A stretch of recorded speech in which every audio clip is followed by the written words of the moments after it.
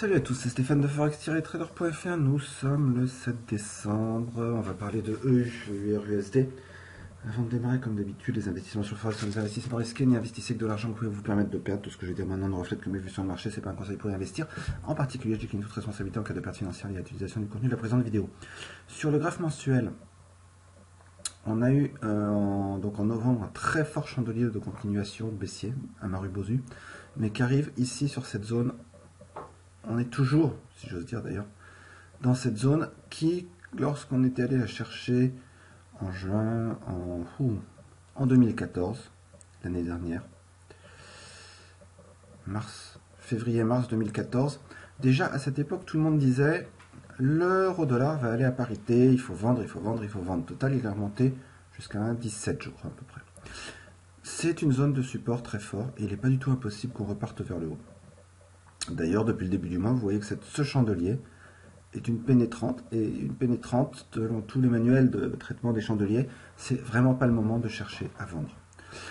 On va aller voir la semaine maintenant. Sur la semaine, on a eu, suite à la décision ou à la conférence de presse de Draghi, un énorme mouvement haussier. Donc on termine avec un terrible avalement haussier, par rapport à ces petits chandeliers baissiers, gros avalement haussier. Et là encore une fois, il faut bien dire, quand on a ce genre de chandelier, on cherche plutôt à monter, techniquement parlant. Notez ici, là, vers 1,0825, ici et là, on a cassé un support, on est en train de le retester. On va en reparler. Maintenant, ce que je vais faire, je vais juste mettre un retracement de Fibonacci sur ce mouvement, d'accord?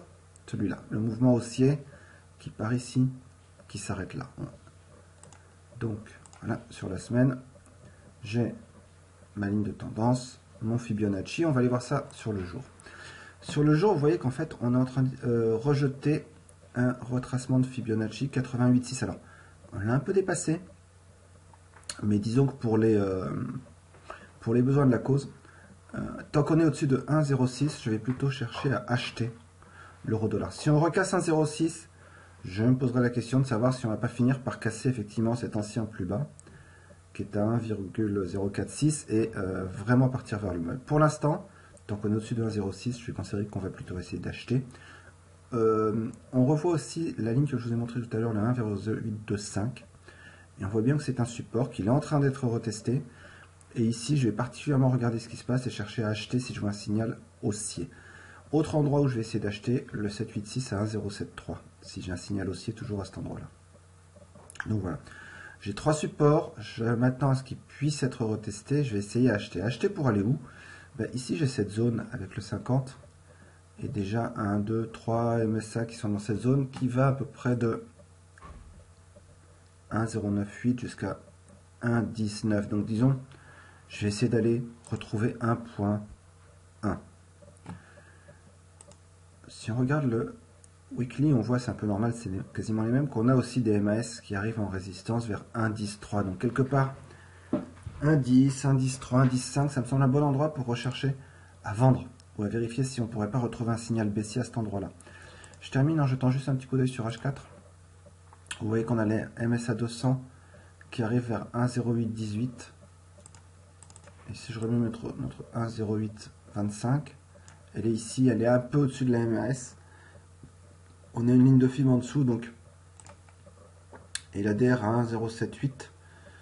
Voilà, donc toute cette zone, ça fait une zone de support où on peut chercher aussi à acheter. Voilà l'idée. Donc, oui, c'est baissier. Oui, il y a plein de raisons pour que ça continue à baisser. Mais ça, quand on voit ça, normalement, techniquement, on ne cherche pas à vendre, on cherche à acheter. Donc, je vais voir. Je vais essayer d'acheter sur le retour sur ces supports ici. Pour revenir pas très haut, parce que je pense quand même qu'on est effectivement, si on regarde le jour, on voit quand même qu'on est en train de s'installer dans une tendance qui a l'air baissière.